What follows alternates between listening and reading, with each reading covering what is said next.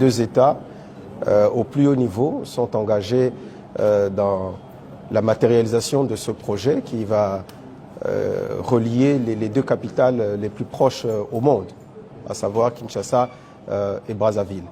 Et donc nous avons entamé ces discussions, comme venait de le dire tout à l'heure le ministre d'État. C'était des échanges techniques. Il fallait que les administrations fiscales des deux pays puissent se rapprocher pour harmoniser un certain nombre de points sur nos systèmes qui, comme vous le savez, nous sommes des États, bien que partenaires, nous restons des États souverains. Et donc, il fallait que les administrations fiscales se rapprochent et harmonisent les quelques points de différence, on va dire, on va appeler ça comme ça, pour que nous puissions mettre en place un système qui sera le plus favorable possible à la concession et booster, comme vous le savez, l'objectif recherché, c'est booster les échanges d'abord humains, parce que nous sommes deux peuples frères, qu'il ne faut jamais l'oublier. Ce fleuve qui est une frontière naturelle entre les deux pays, mais nous sommes des peuples frères. On parle la même langue des deux côtés de la frontière.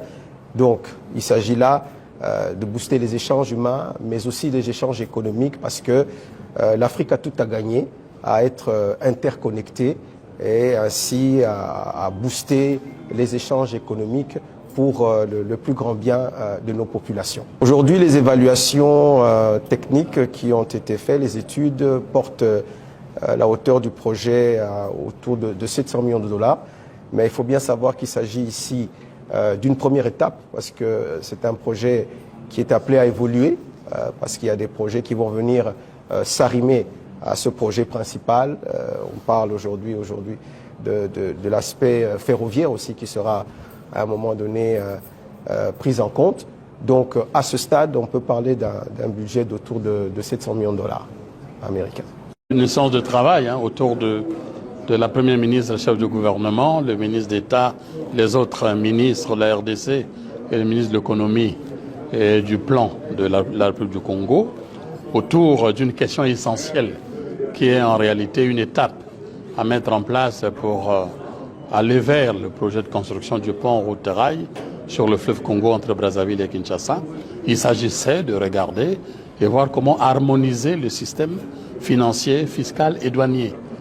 Et les experts ont travaillé d'arrache-pied toute la journée d'hier, encore ce matin, pour harmoniser. Le travail n'est pas terminé. Je pense qu'il y a un certain nombre d'impôts et taxes qui ont été harmonisés pour le cadre de la mise en place de la concession, pour le fonctionnement de la concession.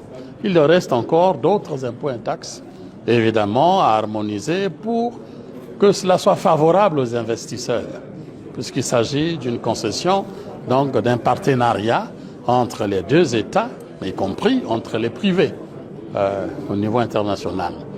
Cela se passe bien. Ce matin, nous avons eu le rapport, le procès-verbal de cette première étape et du travail qui se poursuit.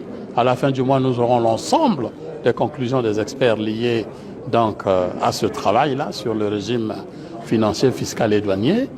Et puis, nous avons regardé aussi, les experts ont regardé les taux de la redevance, de la concession.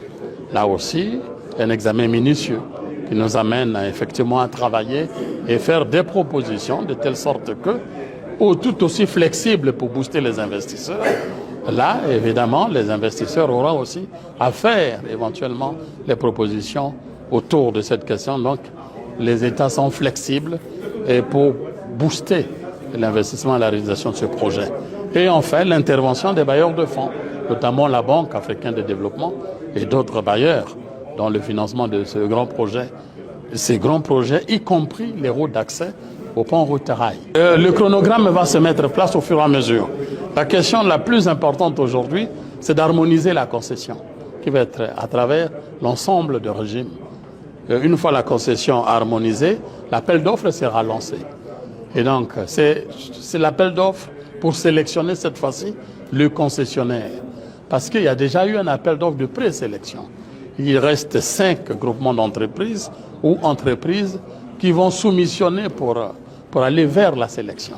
Et c'est pour cela que, pour leur permettre de faire un dossier technique et financier viable pour la concession, il faut leur apporter l'ensemble des éléments, que ce soit financiers, techniques, dont ils ont besoin pour préparer leurs offres. Et c'est ce qui est en train de se faire. Si cela se fait à ce moment-là, l'étape est lancée, la consultation est lancée, et on attendra, on donnera un délai, en fonction aussi de ce que souhaitent avoir les investisseurs, on donnera un délai pour que les offres nous soient évidemment mises à disposition, et une analyse sera faite sur les offres autour de la communauté économique des États de l'Afrique centrale, de la Banque africaine de développement, d'Africa 50 et des deux États, la RDC et la République du Congo. Et nous avons aussi la pression des chefs d'État qui pousse à ce que les résultats se fassent vite, de telle sorte que cette année soit mise à contribution pour que le début effectif des travaux soit au rendez-vous. Voilà.